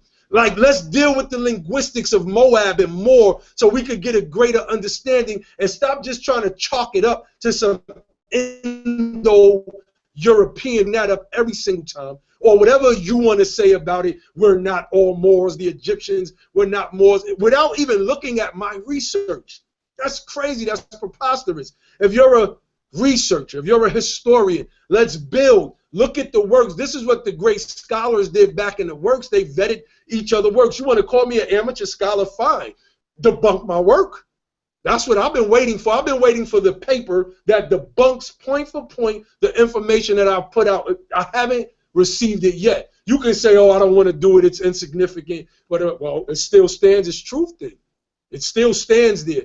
And I just made a presentation tonight. I don't want to be long-winded. I just made a presentation tonight. I gave clear sources and references. I showed and proved. I showed and proved. You can say whatever you want. Oh, we ain't no Moabites. Okay, well, that's just you talking. But I proved that this represents a bloodline, an ancient bloodline link that these Europeans, that these Indo-Europeans that we may call Jews and Arabians are trying to destroy. Proved it. So let's get together. Let's build. If you have any farming, any agricultural knowledge, let's get together. Let's link. Let's build as a nation. If Islam is what's holding you back, let's build on Islam. Well, I'll give you a couple of Wesley Muhammad's videos, and that should end the whole, your whole bias. That should end it if you're looking to build. If not, you're a part of the problem, not a part of the solution. I am a solutions-oriented brother, and we will be doing several lectures over the next couple of months. Farrakhan is doing the Million Man March anniversary on October 20th. We are looking to make a splash there as well. Let's build Moors, and you are Moors, and I can prove it. Peace. Peace. Okay. So that's our brother, the Grand Sheikh of the Moorish Science Temple of America, you know, the well-esteemed brother, Lord Abba. Okay. Well, we've reached the end of the show, and I'll thank you, our listening audience, for viewing in and continuing to support and back us, okay? So big shout outs to you. So I've been Kalam L, and this has been Talk with the Titans. I'm signing out. Peace.